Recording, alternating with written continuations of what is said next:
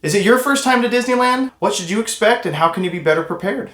We've got the experience and the answers to make sure you've got the best first trip ever to Disneyland, so make sure you stay tuned to the end of the video because our last tip is one that people often neglect when they're planning their trips.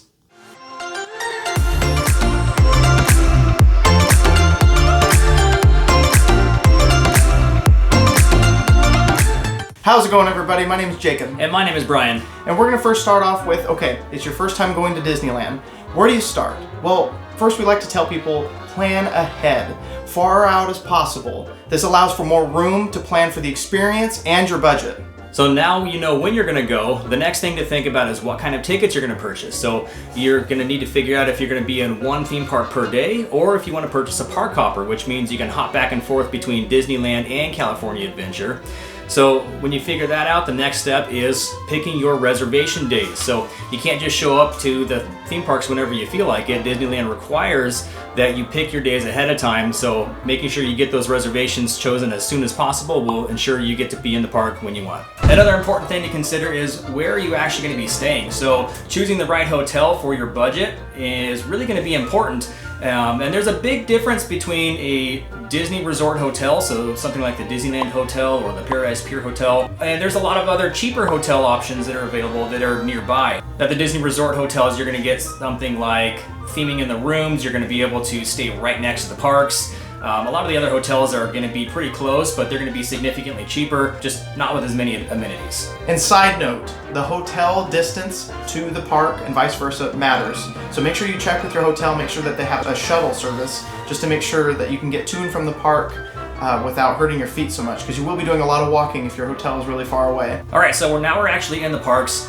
What are you going to do? There's a lot of different activities to choose from. Things like rides, things like restaurants, things like shows, character meet and greets. There's so much more to do that people don't consider. And if you know in advance what you're trying to do, you're going to be able to accomplish a lot more. And something that might help you out is planning your day out. Are you going to be in the parks the whole day? Are you going to be walking back to the hotel for a nap? Do you have kids with you? They might need a nap during the day, or they may just fall asleep because of how tired they are. Are you going to the parks because you want lots of rides? Make sure that you're there early in the morning so that you can get there before the crowds do. You'll be able to hit more rides more often versus later in the day when there's a lot more people there filling up those lines. And if you love food as much as I do, it's important that you budget for the food you're going to be eating inside the parks. So there's 3 different options that are available for food in the parks. You've got your carts. There are things like popcorn, things like churros and pretzels, your snack type foods. You've got quick service, which is going to be a little bit more like your fast food, your take and go meals. And then there's also table service, which is more of your traditional sit down restaurants. And the Disneyland app allows you to use mobile order, which means that you get to actually look at the menu on your phone, pick the food you want, pay for it, and then go to a specific quick service window to pick it up. Last thing to consider for your food is you need to make reservations for some of those higher demand sit down restaurants. They fill up quite a bit in advance, and so if you're planning to eat there, make sure you get that reservation as soon as you can. If you're finding some value in this video, don't forget to hit that like button, subscribe to our channel, and turn on the notification bell so you don't miss any of our future Disney content. Next thing to consider is what to bring when you're in the park. So last thing you want to do is be empty-handed and need something that's not available to you. And just a few of the essentials you'll need. One thing, sunscreen. You're in California, you need to have some sunscreen.